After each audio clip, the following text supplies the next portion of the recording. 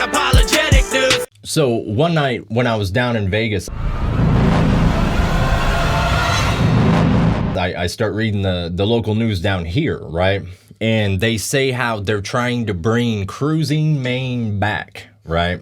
I don't think they could ever bring it back because I don't know how they allowed that to even happen. I don't think it was legal. I think there were just so many people doing it, the cops were like, eh. Well, see, the way I remember, at least the piece I was involved in was probably when I was like 13 to 17 or like 14 to 18 or something. And in our area, it's exactly what it sounded like. There was like gridlock traffic, basically, both directions. At least to a kid, it seemed magical. You know, like anything you wanted to happen while you were cruising Maine could, would, and actually did happen, you know. I can remember the dudes I hung out with, they had a slogan. It was something along the lines of, the passenger has the Mac or you sit in the back. So if you wanted to sit in the passenger seat, you had to yell at every girl that went by, essentially. Or, you know, if you just want to ride and chill, you get in the back, you know. And they also taught me how in Joplin there was a hotel that would rent out for the hour to people under 18. So we were able to go in and at like 16 years old, give them like $14 or something for a hotel room for an hour. I mean, think about how that would just not fly right now. Right? Was that the Six or the Tropicana? I don't remember. Of course, everyone from Joplin remembers 7th and Main. You know, there's a stoplight there, and everyone would hang out in the parking lot outside of their vehicles at, what's it called? Car Audio. Creative Car Audio. Yeah, so it was always fights. So, like, someone would get stuck at that stoplight, and then, like, the 40 people at Creative Car Audio would just bamboosh them, which worked in my benefit a lot because I had troubles with like the jocks for my high school, the ones my age and then, you know, 2 or 3 grades higher. And I was like 140 pounds and they were all like 250 and they had no problem giving me like a 4-on-1 or 6-on-1 beatdown. And they were egotistical, so I'd always be like, well, why don't you just meet me on Main then? And they're like, oh, yeah, little shrimp, meet you on Main.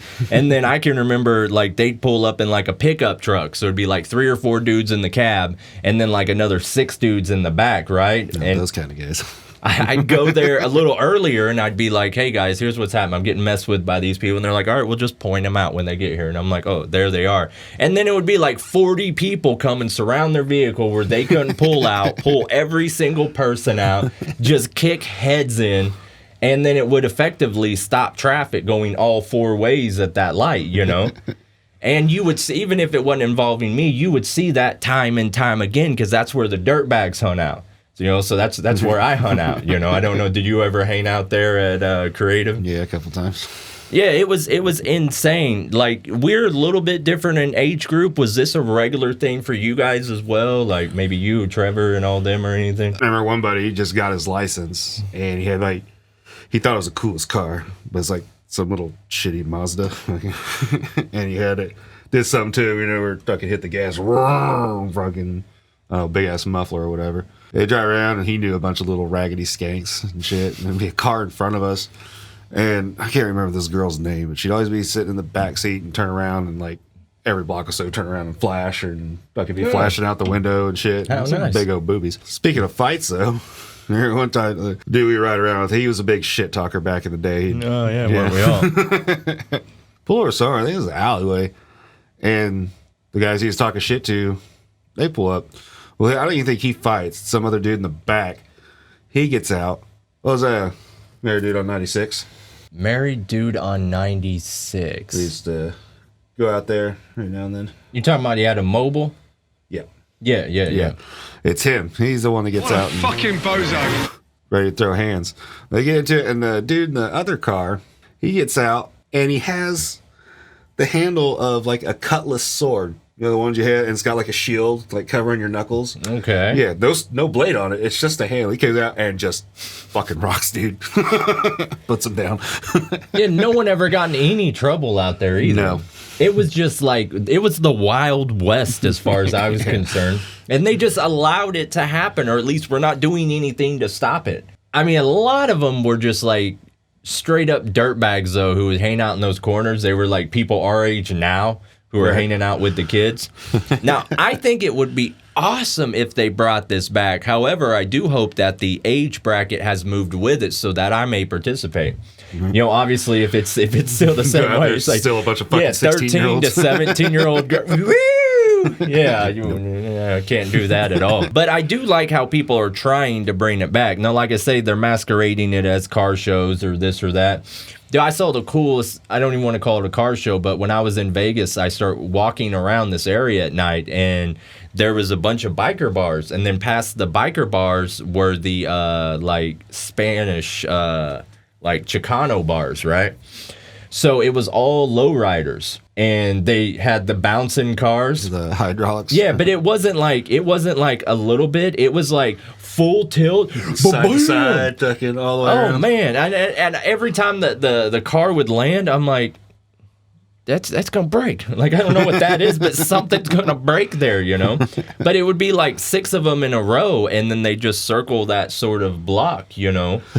And yeah, everybody stopped, wanted to talk to them. Girls were twerking in front of their vehicle or just playing. I saw a girl run up, and she had her drink in her hand, and it was like a drop top, like something you'd see in like DRE video or something, you know. And she jumps in, and she has her beer, and she's trying to do the hold up and not spill, but she did spill it on the guy's white interior. Oh shit. And he just turned his vehicle off, got out, and was like, you hit the road, Jack, you know. But yeah, I do hope they're able to bring this back. I think every kid should have a resource like this, you know, a playground of depravity, because it prepares you for the real world, especially in a way where you can escape. You know, it's not like you have to be raised in that and you're stuck in that and it turns you into a cold-blooded killer. But having that many people around you and that much craziness popping off, I think it does kind of prepare you. I think it prepared me for going all around the country and just getting thrown into, you know, the middle of whatever city and just walking around like, what up? I'm like, I used to cruise Maine. You can't hurt me. Tell me what the fuck it is. But yeah, it's endless stories. But I think a lot of it had to do with the people I were hanging out with were a little bit older than me. And I was kind of timid back then, you know. So like that, they may have made that rule. If you're in the passenger seat, you have to mac or sit in the back. Due to me, you know, because I just kind of wanted to chill. I remember we were in a vehicle with. Do you remember William? So.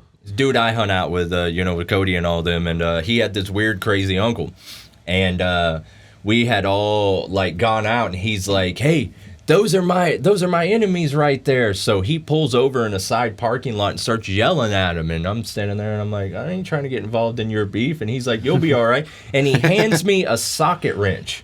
Like a big one, and he's like, if they come close to you, you just give them a little whop. Thump.